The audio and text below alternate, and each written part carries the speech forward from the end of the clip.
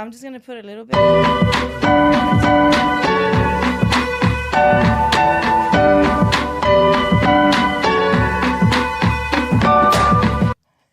Ready? It's a good song.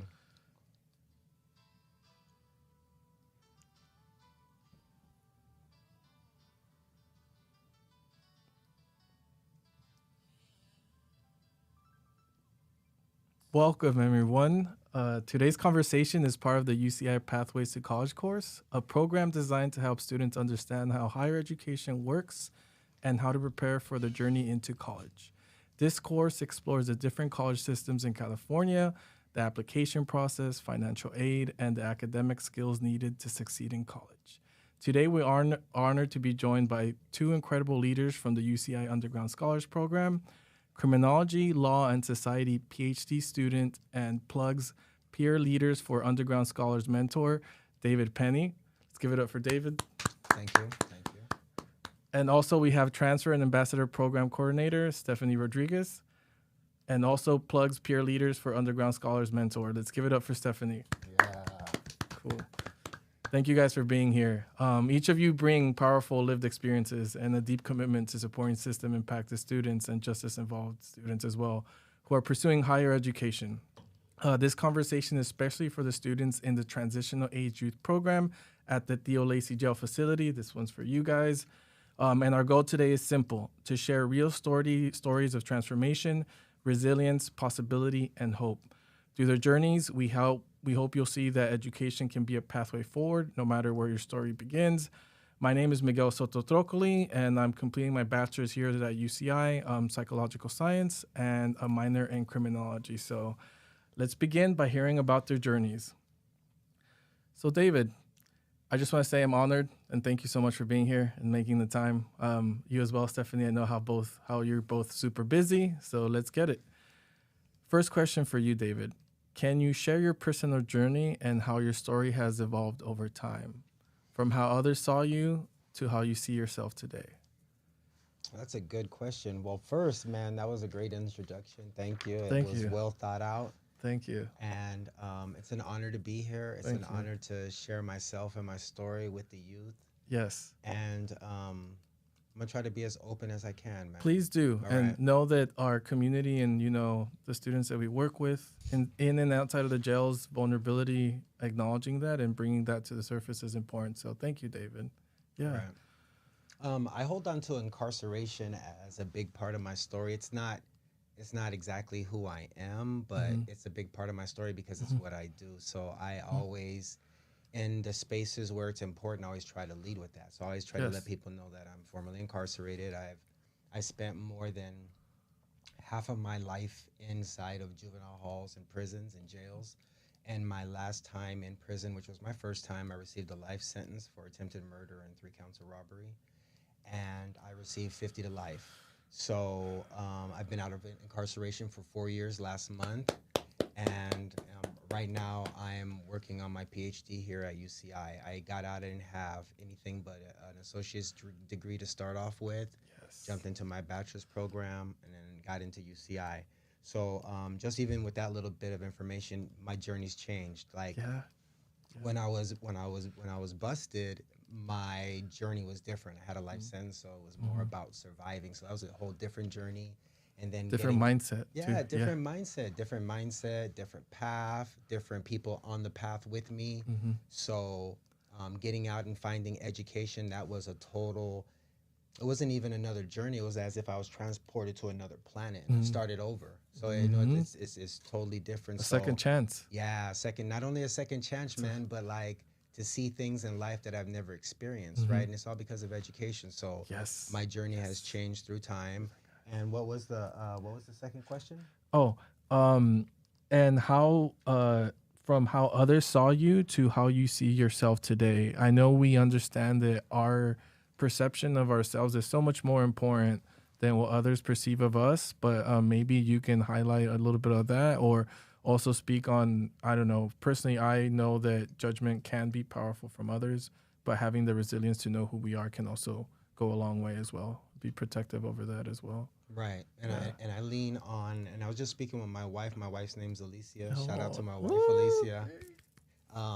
That was hella corny, but no, love. Hey, I always tell the students, love. Lead with love and kindness, guys. Yeah, and dude, this is David and Stephanie are embodiment of love and kindness. So keep that in mind, all right? Thank you, man. I appreciate that. Yeah. How others, like, I was just speaking with that's how my wife came to my mind. I was just talking to her about this the other day. It's like, prior to my last incarceration, I was a horrible boyfriend, horrible father, horrible son. Everything was horrible.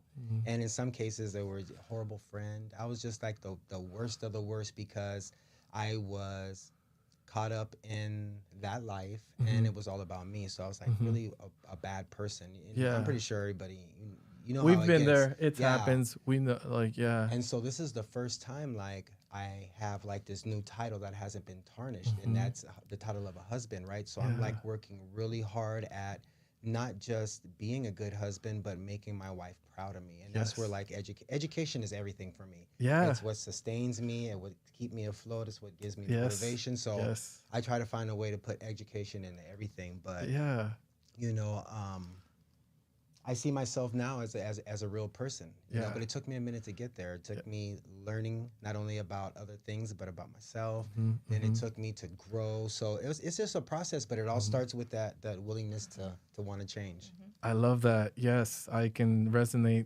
All that, revere it as well, resonate so much. Thank you so much for sharing, David. That's amazing. And kudos to you for how far you've come and sharing that with us. I've told the students as they're currently inside the TAY program right now, it's difficult, right? And that transition, we have 2 young men who are actually leaving pretty soon. So I think that helps them understand the importance of, you know, how you see yourself while you're inside, but also knowing that once you're on the outside, it's a different world. It's a different planet too. And then the opportunity to also be a good partner or also be a good family member, you know. So keeping those things in mind, guys, moving forward as well. Thank you so much, David. Yeah, don't trip. Appreciate that.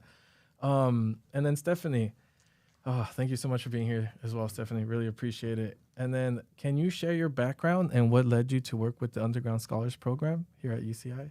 Yes, thank you again for having this space for us and working with me to try to get this, you know, podcast room. Low key, shout out to Stephanie because she actually created this. She made this happen, guys. So if you ever see her, give her kudos, give her a shout out, give her much love. So thank you so much, Stephanie. Thank you, Stephanie. And also, going to David, I mean, I met him 2 quarters ago. He was my mentor. How long is 2 quarters ago? Like, what, 21 weeks? I think it's 3 months, right? Or 21? 11 weeks. Yeah. Right? 2. And so basically, like,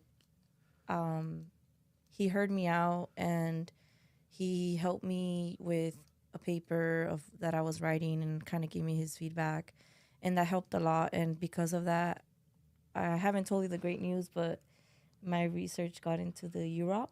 What is that? What is that? So it's called the Undergraduate Research Opportunity Program. And I actually got the email on Friday. Congrats. That's amazing. So hopefully later on, if we do another video, we could go further on that. Yeah, I would love to talk about your research and what you found. That would be a great show in itself. Yes, definitely. I'm sure if you could recall a little bit, I'm pretty sure you remember. And I mean, if you want to share a little bit, I mean, I love this. It's up to you. No pressure. Not right now, because I kind of want to answer the question. But I just want to, like, he saw that.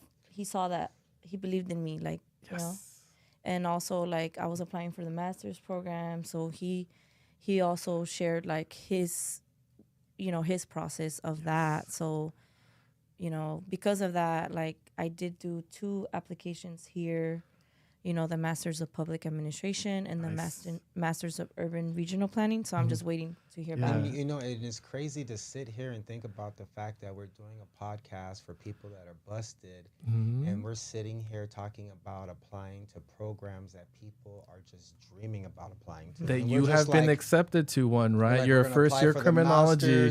She's applying for her master's. I've been accepted to my clinical psychology PhD program as well. So it is possible, guys. Know that your decisions in your past are not the end-all, be-all. They're part of your story, but they're not the end-all, be-all. So, and that's why I kind of wanted to mention, highlight mentor, like being in the room with him, and obviously you too. Yeah. For me, it's like, you know, we see our LinkedIn and we like our stuff, right? And then I see you, I see you.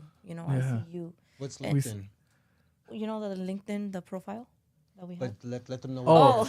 Sorry. Thank you. Sorry. I'm like, David. Good job defining that. I don't need to call me off guard right now. I was like, wait a minute. I was like, David, shouldn't you know? I was like, didn't I just see you? Thank you. I get it. So yeah, LinkedIn is, think about it this way, social media, but for professional people. And I'm not saying like people like, lawyers and business people. A lot of people say as soon as you say professional, it's like they think it has to be all. No, these are students, teachers, social workers, any type. Community members, people, everyday people that have a social media to focus on academia or career or just development, personal development. Yeah. Yeah. So anyways, now that I did that about that part, I just kind of wanted to give them a shout out. Thank you for being a mentor and Love listening at those moments. He has been so busy that I haven't seen him, which is fine because everybody has their own journey, right? Even Miguel, like when I see him, it's like, hey man, like we do a little 2-minute check-in and then that's it. No, but much love for you. In those 2 minutes, you share so much love and you catch me up and hook, like, yes. Once you guys are here at UCI, I mean, we might still be here, but I guess the point to mention is mentorship, right? Yeah. I even consider Stephanie a mentor because whenever I see her, she catches me up with everything that's going on with the Underground Scholars Program. And David is also a mentor to me because he has experience that I don't have. And now as a first-year PhD student, we get to talk about research and how his research is going. So I also wanted to just highlight the importance of mentorship. I always let you guys know that mentorship can be like the best, right? Yes, I wouldn't be where I'm here if it wasn't for my mentors at Cypress College and Psi Beta, and also connecting with the Rising Scholars and all the different communities that even Active Minds at Cypress. So community, mentorship, and I think self-awareness, knowing ourselves is so important too. So thank you for highlighting that, Stephanie. And then, for the Underground Scholars Program here at UCI, Hector Cervantes, the director, he's my mentor as well. Much love and shout out to Hector. He wanted to be here today, but he unfortunately wasn't able to make it. So hopefully we'll be able to get him another time as well. So we'll make it happen. But thank you. So now going back to your question. Yes. Can you repeat it again? Just no, of course. Thank you for leading with that and reminding, like, you just shed so much light, Stephanie. So thank you. Can you share your background and what led you to work with the Underground Scholars Program? Okay, so, and I'm gonna say that first, I have not ever been incarcerated. And for me, when I say that, I say it with a lot of heart because I fought so hard not to get incarcerated. Yeah. And I grew up, before I even turned 2, my parents' home got raided. And so they both were taken away at the same time. Me and my brother at the time, I was 2, he was 1. Well, I was about to turn 2 and he was 1 and they took us, right? So now we became a ward of the state. My parents lost their parental rights. And so now it's like, here you have these 2 kids, like, they were living with their parents who only knew what they knew because of the environment. Yeah. Because both my parents were immigrated from Mexico at a young age. So they were brought here when they were like 6 or 5. So at that age, you have no idea. You don't have no choice. You have no say in nothing. They come here. They put them in Santa Ana, one of the worst neighborhoods back then. And that's why everything that you go through in a neighborhood, it's what we were offered. It's not because we wanted that. So imagine both my parents growing up in a rough neighborhood, Santa Ana, California. This is before the 90s. This is a time in history where we have the war on drugs. And so it's not just Santa Ana, it was everywhere. So just think about it. 2 teenagers growing up in an area where first language is not even English. Second, nobody cared of their family, what they were doing. They just said, here you go. You go to school, we have to work. So, and then, the environment. So point is, what I'm growing up, my background, I didn't have the traditional both parents. I didn't have the silver spoon. So then going through the foster, that's why I wore my FIRE shirt today. Shout out to FIRE too. Yeah, because the FIRE is the program here at UCI. So it's Foster Youth Resilience Education. So this program helps whoever was in foster, even if you were at one point, or if you still are, like, the program's here for you. And so it's going on. You just came into the world, and next thing you know, you're taken away from your family. Yeah, not knowing anything that's going on. So so going my background, basically, I had no idea what was going on with my life. I didn't know no one, being placed in foster. And then I guess my dad became a career criminal. And so he basically told my mom, like, peace out. Like, I don't know you, right? Like, a lot of career criminals, what they do is they just in and out, right? In and out, and they don't care about nobody else. So basically, I didn't have a father, right? And then my mother, when she was incarcerated, they gave her a few time, like less time, few years, to the point that because of lack of the language barrier, that she had with her family, they didn't understand the court system, and they were scared because they were undocumented. So my mother would go tell them, like, hey, you need to go get my child because she's going to get it lost in the system. And so it took I think until I got to the age of 6, it took her sister to tell the judge, like, I'll take guardianship. Because they didn't understand the system, or they were also scared of the system, right? Yes. Yeah. So then by the time that happened, my mom was already out. Yeah. But she had no parental rights over me. Yeah.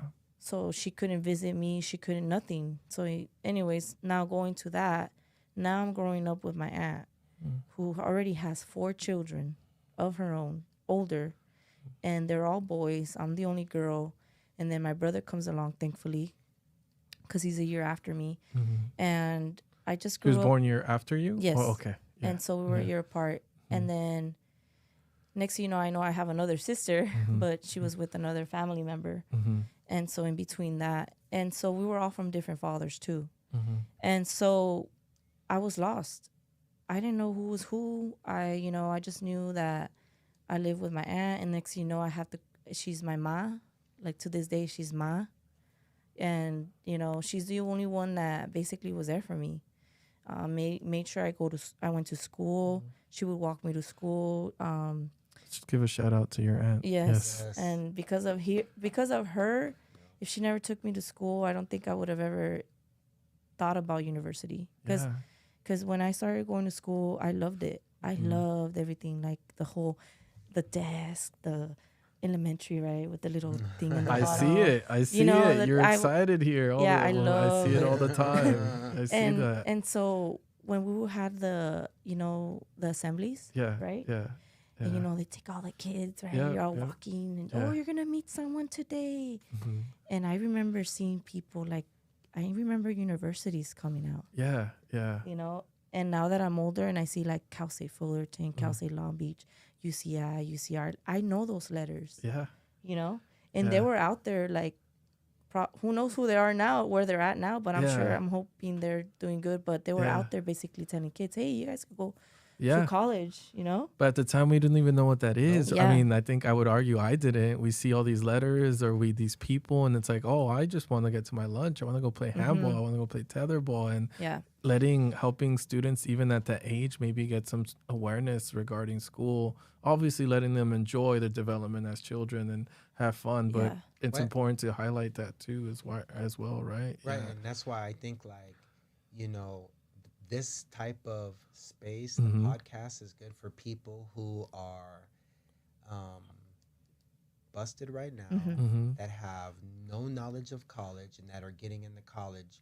I think that this right here is what takes them to the next step. Because I'm a firm believer in that you can't put down what you have right now until you know something else. Yeah. And when you're still struggling to get information, when people are still telling you that you can't do this, but you can do this. When you get that information, it gives you motivation because you can hear, like, oh, well, that's not true. Look at David. David did 23 years. Look at Stephanie. She's from a messed up neighborhood and like everybody else. And look at Miguel. And it's like, no, man. The truth is that if you want to do it, you can do it. Yes. And so it's these spaces, man, where we can provide the stories, we can provide the information. It's so important. And before we go forward, I just want to say thank you, Stephanie, for sharing what you have and your resilience and everything you've been through as well, and being able to share it with us today. As you're a great mom. I don't know if it's okay if I can say that, but you're a great mom. Guys, that even adds to it. Yeah, so that's what I want to. Yeah, and a mom. Exactly, because unfortunately, what I've seen in my life, or the people around me, it's like we have different levels of resilience, right? Or everyone has different thresholds for certain things, and we all try our best, like you said. We try our best, our parents try our best, our ancestors try our best with the tools that we're given. And unfortunately, they don't have the books to tell you, hey, this is how to be a good parent, or hey, this is what you should do. Or they're scared of the system. They're scared of law enforcement, even though law enforcement is supposed to be there to protect them, to take care of them. The system is supposed to be there to help them be okay, right? But as my parents are immigrants too, from Ecuador and Mexico, and even now they do things correctly, but they're scared like of the law. And I'm like, hey, you guys are fine. Like, you're not doing anything wrong. So I think highlighting that and helping people change their biases regarding what is okay and what is not okay as well too, right? Like, being scared of the system I don't want, like, I'm not a parent, but I don't want my parents growing up like scared of the system, right? And going back to what I said, she even said right now she might have to leave in case she needs to do something for her family. Yeah. So just to highlight that, just because something happens to you doesn't mean that's what you're going to become necessarily. Exactly. And I think that's the important part to highlight here, and helping others realize that and sharing that love and kindness about it too. And that's why when I say I have not been incarcerated, it's because I fought not to be incarcerated. Yes. Because I was in the streets. Right. And I've done things and I've seen things that could have got me in trouble. Yes. But I was surviving. Yes. You had choices. You made choices. I made choices, and sometimes, I go back and I'm like, if I would have got caught, I would have been in juvenile hall. Yep. Or I would have been in jail, right? But but we're going to the background part. Why going to underground scholars is my whole life education. I've been trying my best. I still have my folder of my preschool certificate. Nice. Thankfully, because of my aunt, she saved it. And I have all my... That's love right there. Elementary that I went to, I have like the certificates. I love math, so there's mathematics achievement. That's amazing. And so my whole time, and then going through high school, thinking that, oh, this man loves me. And then I became a teen pregnant. A statistic. Then I had my first son, in junior. Like, I was a junior, and then I was like, wow, now, like, this is it for me. Like, I had one teacher, and I'm gonna say her name, Mrs. Garcia. You told me no. Not shout out to her. Well, shout out in a way that she, because of her, maybe this is why I'm here. But she told me that, oh, you're pregnant now, you're not gonna make it. She told me that. And she was supposed to be my, and so, shout out to her in a sense of like, look at Stephanie's me here. now. She's doing her thing. And she tried to do to all you teachers and officials and people in the leadership positions that put people down, and especially not even justice involved people, but anyone, all you out there putting people down, like, we can do it. And some of us are better than you too. So I hate to say that, but it's a lot of ego tripping in the system, and that's what I'm realizing. Like, our system is, I don't want to get too philosophical, but in what I'm learning right now, it's like, the person in power gets to decide if this person goes to jail for life or not, and what position are they in to make that decision sometimes.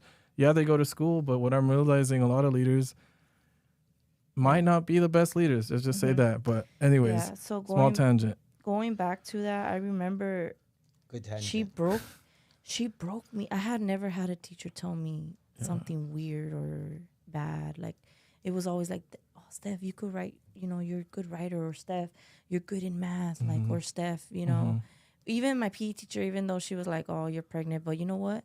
You could swim. Yeah. And I would swim. She's optimistic. She was encouraging you. Yeah. And I would be the pregnant one swimming, and everybody else would be to someone else. But she did that for me. Yeah.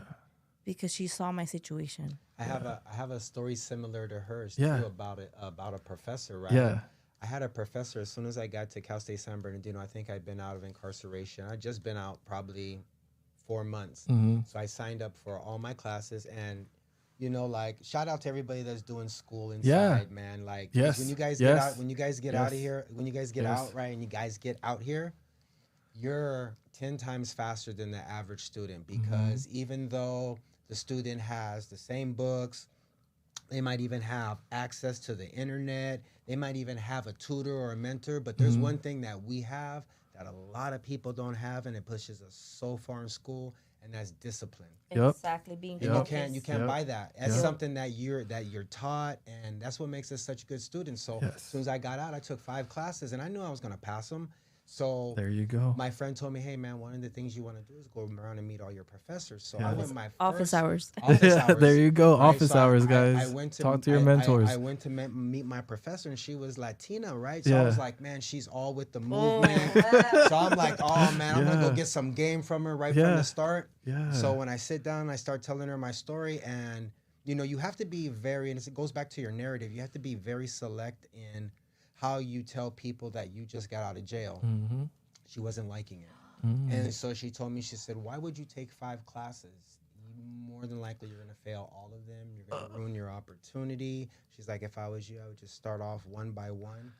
I ended up making the dean list that semester, That's right. And so later on, I seen her, and I was telling her the story, and she was standing in the grass, and I was telling her the story, and I was like, as I was telling her that story, how I got all my grades and I made the dean list, I was thinking in my mind, like, man, this lady, and I just ran into her. It was a chance meeting. I was like, man, this lady doubted It wasn't me. planned. It wasn't planned. And so we're sitting there talking, and she's in front of me, and we're right here, and out of nowhere, she's just looking at me like this, and she goes, ah! She had a trail of red ants because she was standing in the grass, running up her leg, biting her, and I was like, yeah. But I ended up helping her, right? Of course you did. Of course you did. I really saw that as, even though it was kind of messed up, I seen it as karma, right? Yeah.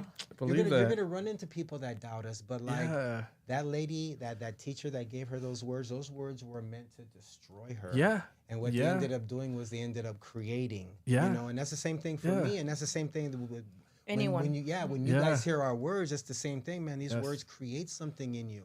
And more than anything, man, just remember that as you guys look at us, as you watch this podcast, dude, we're no different than you guys. The only difference is that, like me specifically, the only difference is that I just got out. Yeah. But we're all the same, man. We're all humans, okay? We're all human beings. And also, too, don't let that teacher or whoever tells you, or whoever, family member, teacher, community member, anybody, friend, anyone. 100% wrong. Yeah. They're and these are professors and teachers that think they know us. Yes. Yeah. 100% wrong. So when that happened, here goes the little Steph that I went straight to the principal's office. Dang. You told the principal what she told you? Mm-hmm. Well, good for you. Stand up for yourselves, you guys. Advocate for yourselves. Because if you don't, maybe someone else will not. So. And I know that sounds like, oh, boy, you snitched. No, that's not snitching. That is being real. That is protecting yourself as well. It wasn't snitching. It was more like, nah, she's not going to get away with this. And I wasn't trying to retaliate. I wasn't trying to be like, well, I'm going to get you. Yeah. No, I needed someone to know what she said to me. Yeah. So if another student happens, if another teen pregnant girl gets the same words that because of her class, you're going to feel, you wanted to prevent that from happening. Exactly. And it made me think of something. Think about all those times those quote unquote, you didn't snitch, but it could have had a negative detrimental effect because you didn't speak up for yourself. And again, thank you for sharing that. Yeah. So then from there, like, I never like, oh, I'm going to prove her wrong. Yeah. No. And that for me, you did your own thing. For me, that's when I'm like, you know what? After my son, then I went to the counselor and they're like, you know what? we're going to take you to Lauren Crusette Academy where it's in Santa Ana and they have a daycare. And I was like, oh, okay, cool. Your senior year. Yeah. But by the time I get there, they were waitlisted, all these kids. So my son's father at the time, we're not together, his mom was like, I'll take care of the baby while you go to school. Okay. So shout out to her. Yeah. If it wasn't for her, you know, that's my son's grandma. Yes. And so thankful for her. By the time I went to Lauren Crusette Academy and I did all my credits, because I was a standing student, I wasn't that bad. Yeah, yeah. And so by the time my senior year, I literally, by March, graduation's in May, June. By March, the counselor's like, oh, you're done. Like, next thing you know, a week later, the daycare calls me. Oh, your son can come in now. And I was like, well, I already finished my credits. Yeah. But because of that, they moved me to a school where they were going to help me, which... Nice. Obviously, they couldn't because there was a wait list of teen, you know, kids, you know, in the daycare. So then obviously you had to wait. And so then for me, it was like, wow, like I even got to graduate before my class. Yeah. And then because Lauren Crusette was a small school, I was in the honors. I was like the top kid. You know, like, you know, and I got a lot of recognition. And that I remember my first award was with the Cervantes, and it's like a woman's thing. And it's like, I was like, for 3 months straight, I was like the student of the month. Congratulations, Stephanie. So, that's amazing. That's right. And so that, I think that recognition is why I'm in Underground Scholars. Okay. Because ever since then, I haven't stopped. Yes. Then I went to community college, Santa Ana. So I'm born and raised Santa Ana. So Santa Ana College community, which shout out to them. They're the best. One of the best community colleges. I'm sure all of them are. Yeah. And so from there, I've always had a close friend that she connected me at Chapman University. When I graduated from getting my 3 associate's degrees. Amazing. You hear that, guys? 3 associates. That's amazing. You don't need to get 3, but if you can get 3, more power to you as well. Amazing. You need 1 to transfer. Remember, guys. So that was June of June of 2022. Wait, what associates did you get? Sociology. Yeah, and nice. Then, sociology. And then humanities. Nice. And it's because the behavioral science. Oh, there you go. Very cool. Congratulations, Stephanie. That's amazing. You're a go-getter. I always stick with sociology because that's my main. That's your focus, right? Okay. So hopefully we can do another podcast on majors. Yes. Yeah, that'd be great. Research, why it's so important for us being in this population, why research is so important. Yes. Because of the weird, right? Yeah. So then from there, we'll get more into that, guys, too, as well. So June 2022, I graduated. You know, we had a cool commencement at the Angel Stadium. Nice. And it was so cool. My family was so happy, especially my siblings. Yes. And so next year, were you the first to graduate? Yes. Congratulations. For my family. Shout out to first generation students, first generation college students. Yes. What about college right now? First. Congratulations once again. University. Yeah. So then, UCI. Amazing. One of my friends like, hey, this summer Chapman University is linking up with Project Kinship. Shout out to Project Kinship. Shout out to Project Kinship and Chapman as well. Yeah, Chapman University. And we'll talk later about those programs. But anyways, she's like, oh, they're doing a community intervention worker certificate and it's free and it's for the summer. And I was like, well, I just graduated. I accepted UCI, but UCI start till September. I'm like, let me do it. Why not have this community intervention? And then I started looking up what community intervention worker is, and I was like, oh, that sounds cool. So basically, a community intervention worker is somebody that gets in between like the law enforcement and like a situation, like a problem, kind of like a social intermediate channel, basically. Yeah. So basically, a mediator. Yeah. So the next thing you know, like Project Kinship and Chapman University professors, they get like Dr. Valdez from UCI.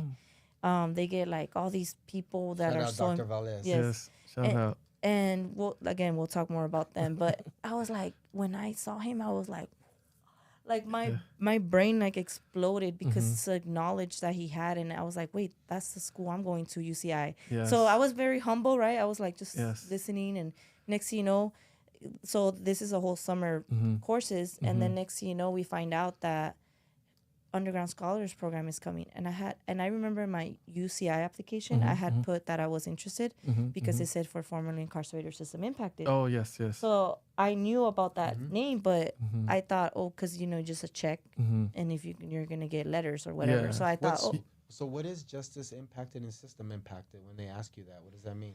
So, so system impacted, right?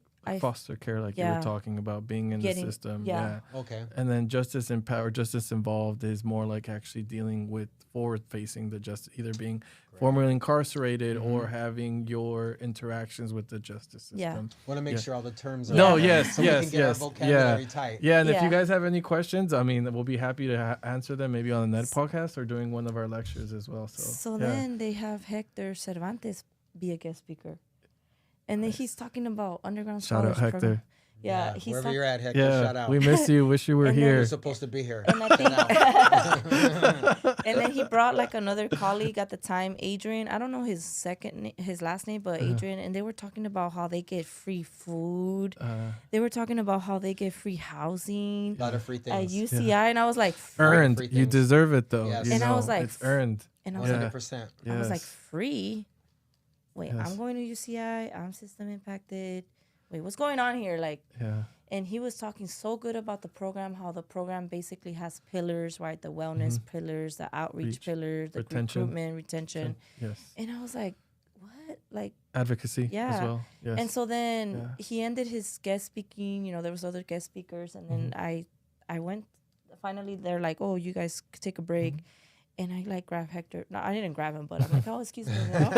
Come here. You checked in with him, like, hey, Hector. I'm like, this is the first thing I told him.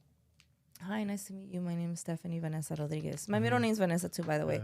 And he's like, hi. I'm like, oh, I just accepted my UCI, like my application. Like I'm committed. Yeah. And he was just like, oh, really? Oh.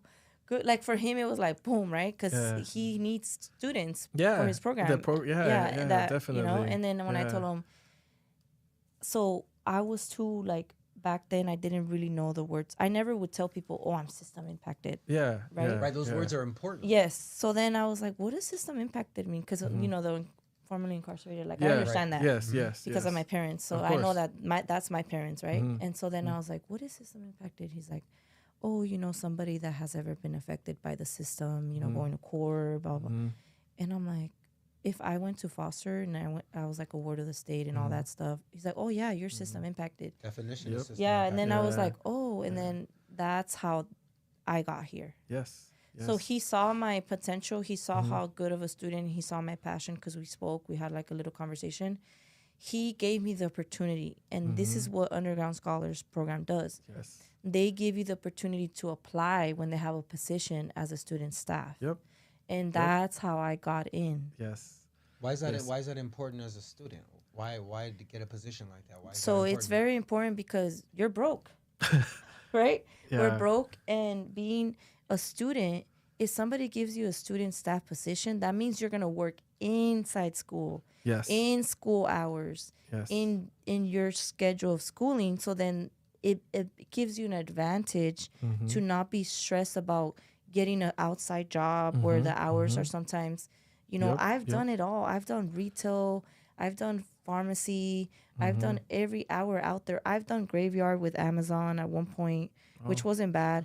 But, I've done every hour of the day. Yeah. So knowing that being a student staff, I knew it was going to be like somewhere from 9 to 5. Yeah. I want to say something. Yeah, there's stability in that.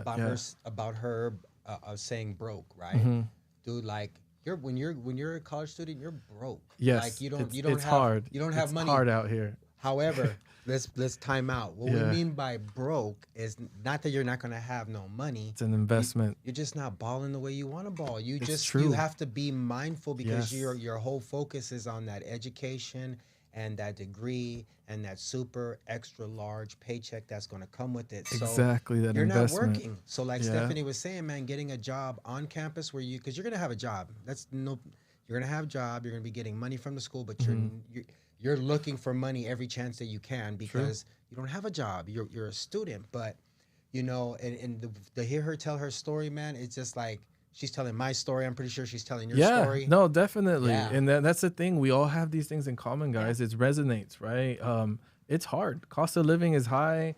It's difficult, but I always say it's an investment, right? 100%. And we're all on different financial situations right now too. But what I understand for everyone is that the harder we can work right now doesn't mean we're not going to work harder later. It just, we can still work really hard. We're just going to make a lot more money doing it as well. More. So a whole lot of money. A lot of the students in the TAY program, they're interested in, you know, being entrepreneurs or starting their own businesses, podcasts, and then investing as well. Shout out to the entrepreneurs. Yes, you could do a podcast.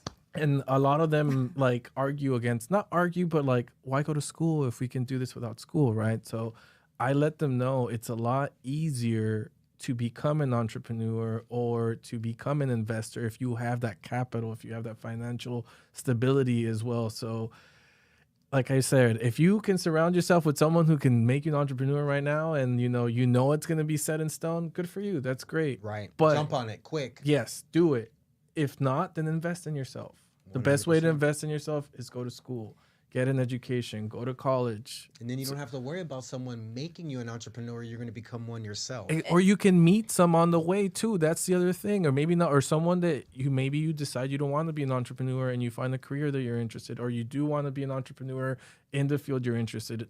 Education, apart from learning and helping personal development, is networking, growing. You know, I have met so many amazing mentors, and shout out to Dr. Elizabeth Cauffman for making this TAY program possible.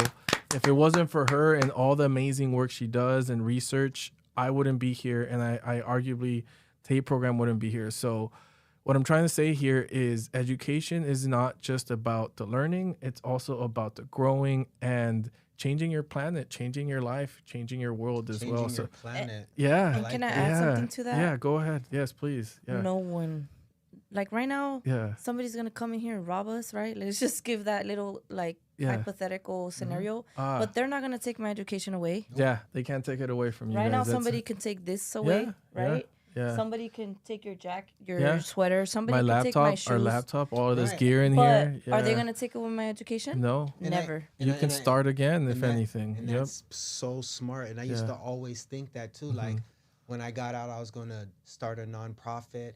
And I don't need an education. I can start a nonprofit. You sure can. You can start a nonprofit. I'm pretty sure you can get grants.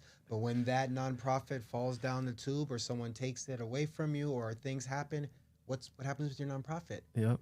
You know, so when you have your education, you can, I like to say you can travel with it. Like I can go where I want to go. It's mine. I can go to Nebraska and I'm still going to be a PhD student. Yeah. I can go to New York. So it's like you're able to work wherever you want to go, even out of the country. Yes. But so the power of education, and thank you guys for highlighting that. Because it's something you carry somewhere with you everywhere. So keeping that in mind, guys, I know that we're not all fully on board with the college route, but those that you are, I hope this is encouraging you. Yes. I know that some of you have shared that you actually have shifted your perspective and do want to pursue college. Just know that usually it's me just lecturing you guys. Now you can see here, there's so many other mentors and amazing individuals that are happy and willing to support your journeys here at UCI or when you go to community college, depending where you guys go. I know we have some students interested in Santa Ana College as well. And that's something that I could help with exactly. too. So there's networks. There's a lot of different networks that they can help you guys. And so just keep that in mind as well. And it's not all about science and math. Like my major right now here is double major, Chicano Latino Studies and Sociology. Shout out. So, yes, that is amazing. But thank you. That's the question. Hopefully that. That is amazing. I love that. And like you guys mentioned, we can definitely have more sessions of this. And Hector, wherever you are right now, where you at, Hector? You'll be here next time. Okay. We're looking for you, Hector. And then hopefully we can get Dr. Cauffman in here. That would actually be really, really, really cool. We're looking for you, Dr. Cauffman, as well. We want you in here. That would be amazing. We need your insight. Yes. Okay. Let's see. Yes, go ahead. Would you like me to share about my educational journey? Yeah, if you want to, whatever. Again, this is an open platform. I would love to. This is the time. Yes. Go ahead. Please do. Yes. So, because I was thinking too, like, man, when Stephanie was telling her story, I was like, man, I never went to school like I'm from Los Angeles, so growing up in LA, of course, I was from a gang, right? So like I couldn't go to school. Like I'd go to school and it was either my enemy's school and then I'd have to leave, or it was my school and I'd get in trouble for doing something. So I was So always, you had all these barriers. yeah, trying to go day to school. One. Right. Yeah. Damn. Yeah, and then it was like, you know, like I didn't know that, like for most of my life, like I would sit in class, I'd be disruptive, I'd make noise, class clown. And getting older now, I see that the classes that they were providing weren't that interested. It wasn't that I was stupid. Yeah. It wasn't that I was dumb. I needed to be in a slow class. It's just that the classes weren't interesting, and so that made school. You distracted yourself sometimes. And not only that, but I'm sorry to say this, but this is why we have that term falling under the crack. Oh, yes. In schools, they weren't helping you. Yeah. You know? No. And were just saying, unfortunately, that still You're happens. bad. You know, I hopefully it doesn't happen as much, And but from what I know, it still does happen. And that's what my research is gonna be. Yeah. You'll hear more about that because I want every student in Chicanx, Latinx to never fall under the cracks. Yeah, Right. yeah, and that's the advocation part. You guys, you know, this is the work Stephanie's doing, but if you guys are interested in, you know, doing community advocacy or school advocacy, very important. But David, please go on with what you were saying. I can't even imagine what you went through because that must have been tough. It's a lot of weight, man. Sounds like a lot of weight. I don't even think I made it to 11th grade. So I ended up in juvenile hall, ended up in camp, Camp Challenger. And I went in when I was 16 and a half, and I got out when I was 18. But most of my time that I'd always get into fights and get time at it, but most of the time that I got knocked off was from school. Oh, nice. And I would be in school. I would always be the TA, but I was the good TA. I was the one that, and I'd lose my job. I'd be in there changing the grades when the teacher was. I was still doing bad shit, right? Excuse me, start doing bad stuff, right? So like, but what you I was didn't know though, right? You didn't know. It's all learning, and you were learning in the process. Right, but even at that time, you were a leader, though. Look, through education, and I didn't yeah. even know it. Yeah. I didn't even know it. Like I never stopped and was like, dude, my greatest successes were when I was busted and I was in school. Yeah. And so when I get busted this time, I had a life sentence. I became a youth offender in 2019, and so I used to take college classes here and there, but I used to read. But I never wanted to do college in prison because when it first started, it was you're gonna do this class, you're gonna do this one. You weren't able to pick. So I was like, man, I was like, if they came through and they were cool, I would do it. But other than that, I would just read my own books and I'd read everything, man. I'd read everything. Don't let me find a textbook from school. I'm gonna read the whole. Nice. Those are hardcovers, so it's hard to get. So when I'd get it, I'd read from front to cover, right? So I was just reading my own stuff, and then I got into school finally, and I graduated in there. Nice. And when Congratulations, majors. Big accomplishment. Yes. Yeah, but school was never my thing, and so once again, I get out of prison and I want to drive trucks. Okay. And I ended up not being able to do anything with my degree because it was an AA and I was formerly incarcerated. So nowadays an AA is just as good as a GED. Yes. But an AA is a stepping stone, and it's a stepping stone for a Cal State or from or a UC. They're stepping stones to more to transfer money, into other opportunities, systems, higher education. So it's like, you know, and I didn't know that, and I was trying to shop myself around, and I wasn't getting any jobs. Plus, I'm working at UPS. I always like to tell everybody, man, you guys got to stay in your lane. And what I mean by that is that I'm not going to go try to work at a bank. I'm not going to go try to work for Google. I'm not going to set my mind on that because I know that there's a lot of barriers there. Yeah. So what I do is I stay in reentry. And I work with the youth that are incarcerated, youth getting out. So I try to stay right here where they're not going to do a background check on me. And if they do, they find out I've been to jail for attempted murder, robberies. They look at my rap sheet. They find out that I was a drug user, ex-gang member. It's more of a credential. It's more of a boost. So I like to stay where I'm the powerfulest at. I don't want to go somewhere where someone can beat me because they have more knowledge from a book. I have knowledge from the book and from the street. Yeah. You know what I mean? And then you can use your lived experience as an asset, right? It's actually an asset. It's not like a deficit, right? Yeah. So that's just my and like education was never my thing, but once I got into it and then I saw that the education was easy, I put that to the side and I started focusing on the opportunities within education. Because like you know, like right now I work with Rising Scholars. I'm the program coordinator. Shout out yes, Moreno. Yes, Yeah. Moreno Valley College. Yes. Moreno Valley College. So like, wait, before you say anything, I would want a job like that. Yeah, that's amazing. Yeah. One of our students is actually from Moreno Valley. So if you want to join Moreno Valley College, David would be an amazing mentor dude, as well. I'll plug you up. You'll be in the game. He actually wants to become a firefighter, so he's in the process. And I told him that getting school can also help with a lot of different things as well too. Not only that, because you're not going to be able to fight fires all your life. Pretty soon you're going to become an old man, and you're going to have to sit down. So now you have the experience and the degrees, and now you can sit in your office and run a whole department. That's what he was saying. He wanted that's my homework for him. He wanted me to find out what degrees he would need to actually be the director, the chief, or captain. I think I was told. But of course, you're gonna have to put in the work like everybody else and get out there and fight fires like a good citizen, like we all have to do. But you know, like no, but that's real, dude. Like you have to do things, like you have to get out here and you have to do things that you know you really don't want to do. Yes. And you know, I still like I don't have a lot of vices. I don't do a lot of bad things, but like one thing that I do that's bad is I still listen to rap music.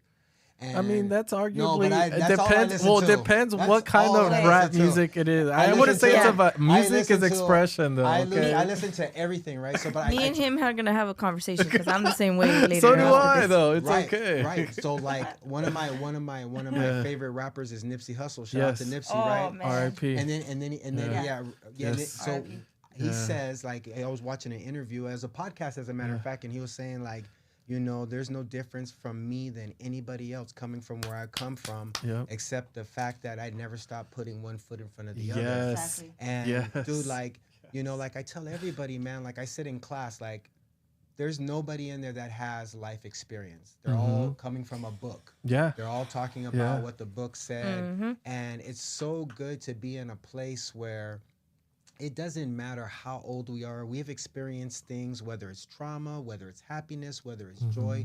We've experienced things in life that people have never experienced and never will. Yes. And they're in the same places as us trying to get what we have. And what they have is in a book. True. And all we got to do is pick it up and read it. And all the answers are in there. You don't have to go. That book has everything in it, right? And so when we come to understand that, man, we stand out. It's true. I don't want to get off topic. No, that's amazing. And that's what I also highlight with the students as well, that, you know, our lived experience is so powerful. Even being powerful. In the TAY program, that is, you know, an achievement. That's resiliency. Yeah. And it's a story. Exactly. And that's a story. And it's not a bad story. It's a super, super good story, and it's one that will get you through every door. Yeah. And also, I know you're in there, and sometimes you probably they're like, damn, like you don't have hope or you don't have nothing, but just know that we are out here fighting for you guys. Yes, we are. We see you, like we see you, we know you're there, like especially me when I drive down that 22. Like Stephanie has been since day one. She's like, hey, I want to work with the TAY program. I mean, like I want to like, you know, come in, and it's been a little bit hard, you know, getting clearance. But now we're bringing this into you guys. We found a way. And a little bit of backstory. I have been inside juvenile hall. Yes. I have been at the Lacey or the probation one. Oh, yes. The what is it called again? The not the one not next to juvenile hall. There's like two, right? The Orange County probation. Not sure. You mean not the juvenile hall? Because there's juvenile hall and there's the Orange County YGC. Is it YGC or what is it called? I went into one. I don't know which one I went into. I'm not 100% sure. Anyways, point is that I've been there and I have done some work, but it's like little stuff. It's more like guest speaker. But juvenile. So this is actually going inside the Theo Lacey jail facility with adult. Shout out to Theo Lacey. So that I know you guys are next, right? Aside, and then Orangewood is right there, correct? Yes. So I know the area. Yes. So just know that I see you. And also just a shout out to the staff at the Theo Lacey jail facility. I know you also make the program possible. Yes, thank you. So thank you to the sheriff, Sheriff Don Barnes, and your team. Thank you so much for allowing this program to, you know, thrive as well. And we're doing our best to make it a great program as well to moving forward. Something came to mind when you guys were talking. and I wanted to share it as well, but it kind of slipped my mind right now. It'll come back to me. Let me see. Another question. Yes. That was great, though. You guys have hit so many key points, so much highlights, so much light to bring to the students inside as well.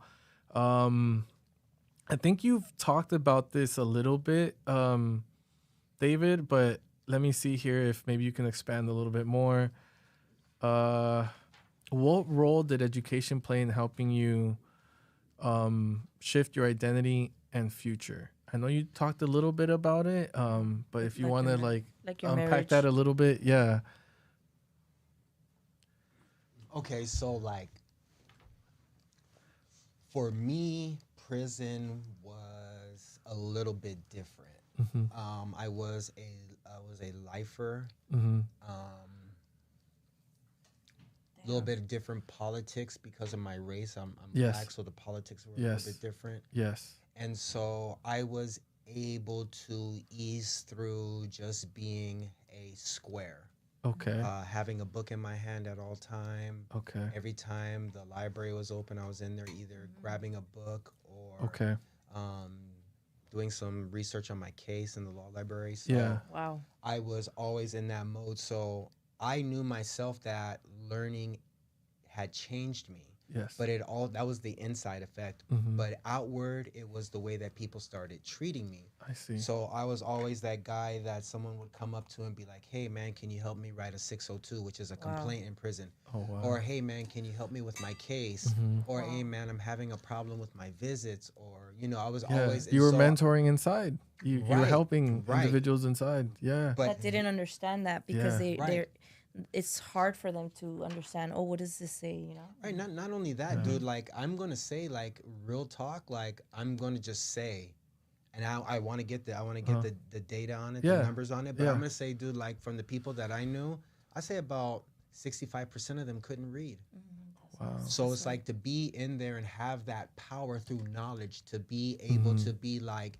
And when you have that, when you're a resource, it doesn't matter if it's in life or it's in prison or where you're at right now, dude. If you're a resource, you're treasured. Yeah. And people want to value you. People want to keep you around. And so through education, I earned my value. So, dude, I was never like in the riots. I was like, like when something would happen, people would be like, hey, Penny, go ahead and stay inside today. It's about to crack. And because I was respected, like, they took care of you because you were taking, they took care of you because you were taking care of people as well. And right? myself. And yourself. Yes. And myself. Yes. So like, and I tell everybody, dude, like there's different forms of respect, dude. Like you don't have to kill somebody. You don't have to hurt somebody. You don't have to jump somebody. All this stuff that I did, right? Yeah. And so once I learned that people are respected for having a mind. People are respected for being intelligent. Yes. People are respected for what they bring to the table. Yes. And so like I always tell everybody, man, you want to be where you're celebrated and not tolerated. Yes. Dude, like when you got a mind, people want you everywhere. That's why all the doors open for me is because of who your mind is. But they don't know that once I get in, I'm bringing in like 4 or 5 felons with me that are highly educated. We're activists, and we're going to get in that research, and we're going to change the system. So that's why that's why I do what I do, because we're different students. We have a hunger. Yes. We're not afraid. We're disciplined. You want change. Man, and to be in this environment. And you're willing to do the work. That's the other thing. You're willing to do the work that some other people might not like be okay doing. And that's what I learned is so powerful too. If you can set yourself apart by doing that hard work or doing things that necessarily people might not want to do, get in the grimy, get in the dirt, and like, hey, not necessarily like literally, but there are things in the system that people don't want to tackle for whatever reason. And then when that's happening, it's okay to say no. Yeah. It's okay to set boundaries. Yeah. It's okay to get all the distraction out of your way. Yeah. Yeah. Because that's what makes you focus and makes you a good person in doing your work. And also taking care of yourself. What Stephanie's saying, what you said right now reminds me of self-care, and we try to highlight self-care as much as possible. Hard work takes a lot of energy too, and then stress and these, issues that are systemic based sometimes require a lot of self-care. So keep that in mind, you guys, moving forward as well. Yeah. And I'm going crazy right now because you just hit like all kinds of things. He's like my self-care. No, dude, like I like to. It's true though. Yes. I like to tell everybody, like, you know, when I meet somebody who's not formally incarcerated, like I have a couple friends. One, she's from well, the guy actually, he's from Greece, and nice. And when he hears formerly incarcerated, ex-gang member, whatever, he thinks this. Yes. And like the schema, there's this schema, this bias, or this idea, right? Like this stereotype of what, and like I tell everybody, dude, there's no gang members on the college campus, and it's not because they're not. It's not because they're not welcomed. It's because by the time you get here, you've already changed. Yeah. You've already changed. Identity. And it's not about it's not about leaving your friends, leaving your homies, leaving your family. It's about getting them to see you differently so that you're in a position to do what you want to do. There you go. And then that goes with the identity part. Yeah. There you go. That's amazing. I feel like you're not leaving anybody else. You're becoming more of yourself. Right, dude. If you show up around your homeboys with a book in your hand every single day in a backpack, they're gonna be like, "Damn, homie." Dude, like, what's up they're with gonna like? But I'm doing my thing. Yeah, and sooner or later they're gonna stop calling you, but they're still your boys. But it's like, we're not doing the same thing anymore. And that's okay. And if they really care and love and respect, then they should understand that, right? That's what it should be about. And that reminds me. That's what ends up happening. But that's what ends up happening. They support you. You end up in school, and you end up being that dude that went off and got a good degree and came back and got more people. Exactly. That's what I was going to say. And then you can come back and bring others with you and bring them up as well. Right. And that reminds me, too, because not just in gangs, but don't ever, I feel like it's not good to give your energy, your passion, your time to anyone who doesn't acknowledge you, even in the career field, in the academic field.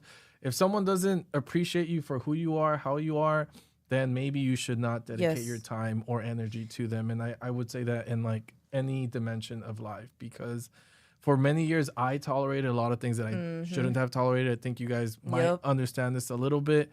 The moment that I started putting myself first and I said like, hey, my needs and what I need to do comes first, the whole world shifted. And the moment you started saying no. Exactly, which is still hard for me. It's still hard, especially when because I was conditioned to be like the hero and always like take care of everything, do everything, which I still do. But now you have to realize I learned to put myself first, and we have to take care of ourselves first. Then we can take care of the community around us, right? Because how are we going to take care of anyone else if our cup is 100% not full, right? Or at least more than half full too. So love that. Yeah, thank you, David. That was super insightful. Appreciate it. Dude. That was right on point. Yeah, thank you. This is I'm just this is great. No, look, I think I have a let me see if you like this question, Stephanie. What does it look like when a student truly finds their purpose in college?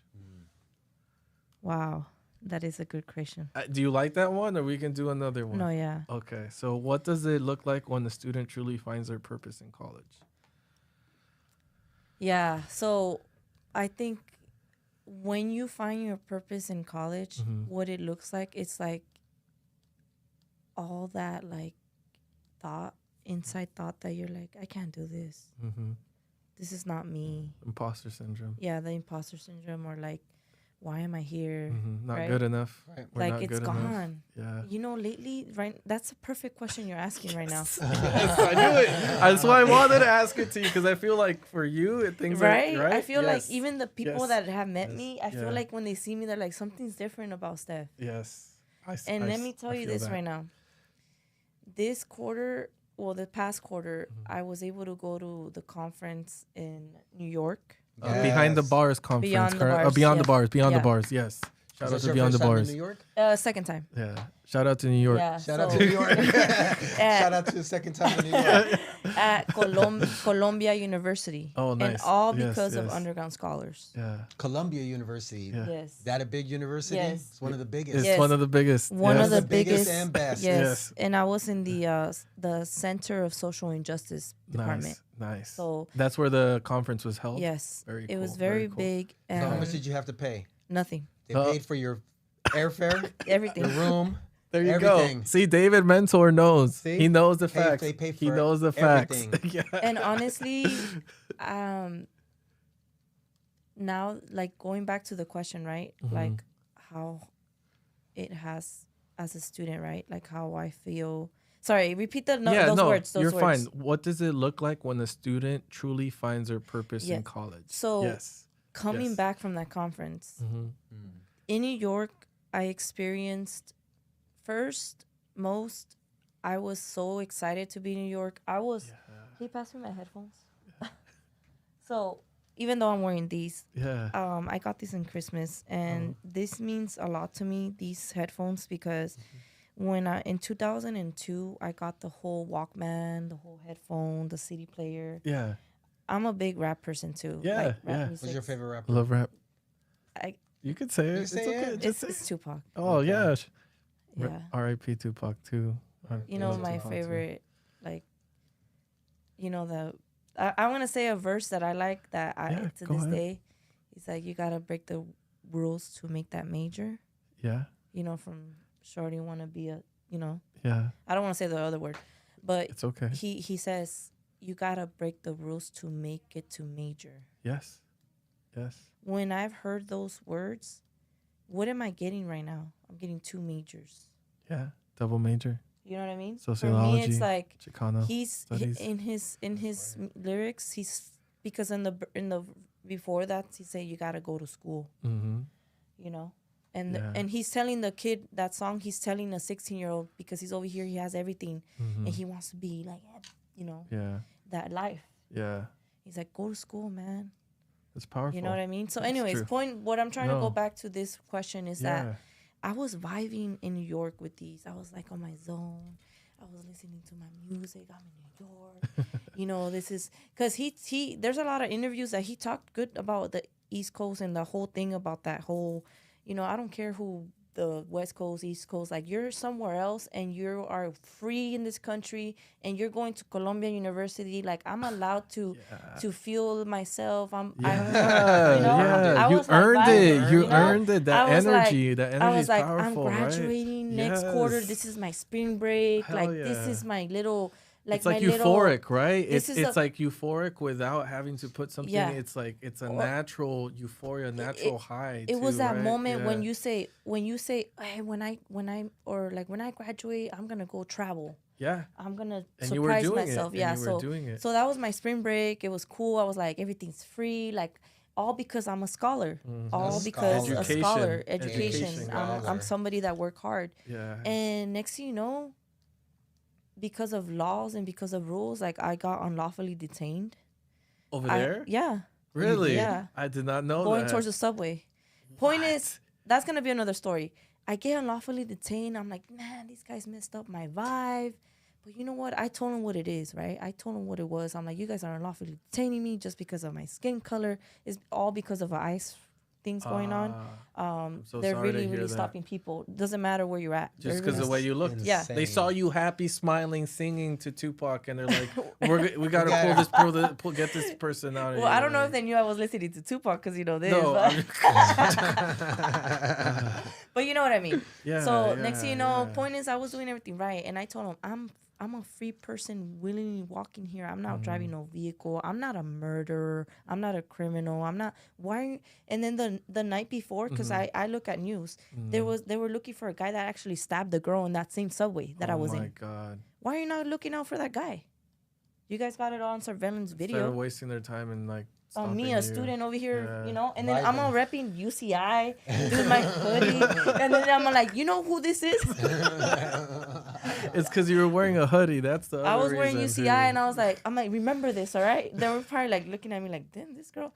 And I'm like, I came here to Columbia University for social injustice, and this is what I get? Damn. Next thing you know, like, that's point real. Is, that happens, that trip, I came back. And I was proud to be walking at UCI. There you go. That's right. Yeah. I was like, I belong here. Yeah. I'm a student. Just because I had a bad experience somewhere else, what happens to you in there, what happens to anybody out in the public when someone tries to take you down because whatever reason, policy, whatever law's happening right now, being a student in this moment of time for me means everything. Yep. Yes. Because this quarter I'm graduating. Yes. I'm walking that commencement, and not only me, we're gonna say Miguel too. Miguel's walking too. Yes, that's right. Yes. So it's like, this is my moment. Yes. And now those thoughts that I said earlier, they're gone. Yeah. I've been on my scooter. You see me on my scooter, yeah, right? I love your scooter. And I be on my scooter, and I be here now on campus listening to my Tupac. Shout out to all the scooter riders out there too. There's a lot of scooters. Everybody has a scooter here on campus, and it's everywhere. So I feel like knowing that you belong. Yeah, that's what it is. Knowing that you belong, and no matter where you go. Yeah. You know, and knowing that because all my educational journey since preschool all the way to now here, I made it. Knowing that I made it. Even if it's just an undergrad, even if you just go to SAC or community college, whatever community college you go, even if you get your AA, like you're going to get to places and that noise, that all that inner thoughts that make you feel negative or make you believe, because sometimes there is going to be a student trying to test you in class. Or even a teacher. Last quarter, I got two.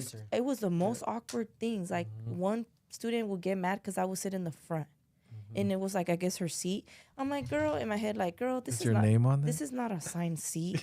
And you own that seat. That's yours. You paid for it. And and not only that, she was always late. Oh, here at UCI or like at that? Oh, okay. And then the only reason why I like to sit in the front is because I can't see that far. You know, it's not nothing. But and you also want to pay attention. There's some students that go to class and they're not even paying attention, or they're doing whatever because they're else, like traditional student. Mommy and daddy are paying for it. I'm sorry. Or they don't care. They're going to school because they're being forced. Me, I can't sit in the back because I have ADD. Or ADHD. Yeah. So it's distracting. Yeah, and so I'm in the back with 50 people in front of me and watching their screens. Yeah. She's on Amazon. He's over here texting. So I'm all over it. So I have to sit in the front. So there's only one thing in front of me, and that's the professor. Anyways, so she was like always dogging me, right? She and then one day I went up, we got up. I'm like, hey, do you have a problem? Like, I know. It's like, oh, it's because I like that seat. I'm like, well, then tell DSC that you need to have that one in the corner with the disability. Maybe you need to get that one because I have disabilities too. But I deserve the seat, and I know that counts. Sorry if you feel like I'm being, you know, there's always that stereotype: women talk loud or Latinas are loud, spicy. No. It's this is your space. Spicy. No, it's just that. It's just that for me. You're empowered here. You're good. That question about here, how does it feel being like a student now? Like, it means everything. Yeah. It's like what you said about how education is everything. I work so hard. I'm a mom. I have 4 kids. Yes. I cook. I clean. I wash. I do everything that a normal person does. And on top of that, I stay late. I go to school. I make sure I talk to my professors. I make sure I talk to my TAs. I make sure I do everything because I don't want to be depressed no more. I don't want to be down there no more. I'm moving forward. All my past, all my experiences, that's gone. Yes, preach. It's gone. Yes. I can't be that little Stephanie no more thinking that she's 2 years old and in the foster. Yeah. Maybe that did have to happen to me in order to be here. But now that I know that I'm a good scholar and that all of that, like, this is no time for me. For me, I feel like I'm blessed to even have my fingers, to even have my legs. Yes. Because I could get up and go to school. Yes. You know? And so if for you, the student, everyone that's gonna watch this, you are a scholar, even if you're in there. Yep. I tell them we're all scientists. Yeah. Ever since babies, we are scientists. And so just always researching and observing. And so just know that yes, you're gonna have all those same thoughts that I had, or yes, you're gonna feel like it's impossible. But if you really want it, you're gonna get it, because nobody could tell you otherwise. Yes, preach. You know. So keep that in mind. It's a hard work, guys. No, that is amazing. Thank you, Stephanie. It's just because of my story of New York. No. Oh, remember how I had in the beginning I said I tried so hard to never get incarcerated. Yeah. Man, you should have seen those moments. I really thought I was gonna get incarcerated because you wasn't trying hard this time. No, because she wasn't trying hard this time. I know, right? I busted out the camera. I recorded them, and I was like, and they were there hiding their faces. Yeah. But I could have gone. Those videos you see people getting tackled down, that could have been me.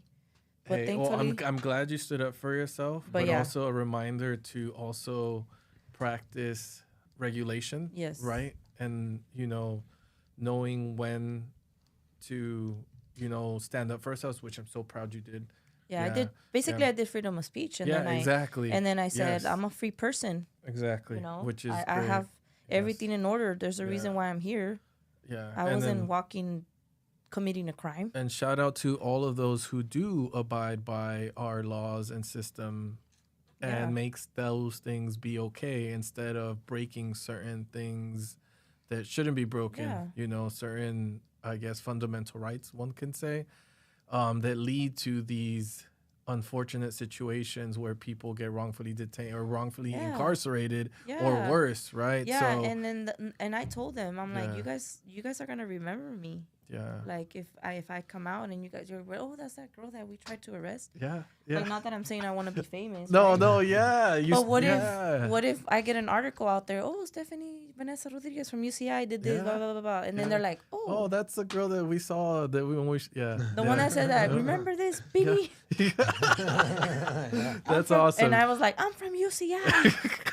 Like, I can so picture that. Like, what's UCI? What is that? We have NYU here. So Columbia. Anyways. Thank you for sharing that. No, of course, Stephanie. We do have a little bit more time left, so I did want to wrap it up. I know we've covered a lot of things. We unpacked some things, and there's so much more to unpack and threads to unwind as well. But is there anything else that you guys want to highlight or focus on, or maybe something that we didn't cover that you guys would like to cover? Yes. I hope we can do this again. Yeah, and it would be cool. Definitely. It would be cool if we can get someone to and get the people that are watching, or whoever watches, to shoot us some questions, and then we can come on here and talk about the questions. Definitely for the guys in the TAY mod, you heard that. I'll see if we can get some questions from you guys. I'll bring him here. Also, Hector, we'll be waiting for you. Dr. Cauffman as well. Hopefully, we can get you in here as well too. And just shout out to everyone who makes the TAY program possible. Dr. Marie Gillespie, thank you for being the coordinator for the multidisciplinary team, which has all the programs that help the TAY program, including the program with underground scholars and bringing this higher education to the students in there. And like I said, everyone who makes this possible, eternally grateful. Thank you, guys. And thank you so much. Another thing I wanted to add, I know you are having some graduates. Yes. So shout out to Demaria and Javier as well. They actually have their ceremony on this upcoming Thursday. So you guys will probably be seeing this the day after as well. We always try to do, congratulations to you guys. What are their degrees? So they're completing the UCI Pathways to College course, certificate program. So certificate.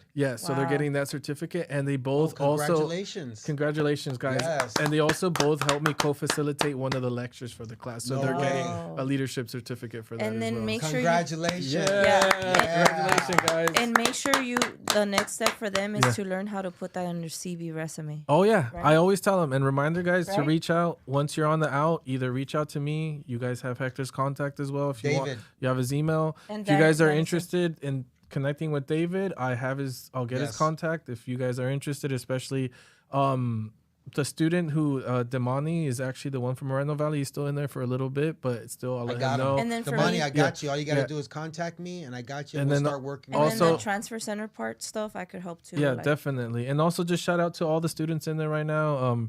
Ronaldo, Alex, and then Jason, and then Jose as well. I think that's everyone. Thank you guys for also being amazing students, and then also giving me the great feedback that helps me also improve as well. So looking forward to us. Thank you for watching this as well. Looking forward to hearing what you guys think about this podcast setup, and also feedback. Once you guys tell me what we can improve on, definitely we can work that way as well. So thank you so much. And shout out to Stephanie. Shout out to David. Thank you guys for being here and making it happen. This was love. So much love here. Thank you so much. I love that. Hopefully we can do this again. Yes. So great being here with you guys. Thank you so much. All right.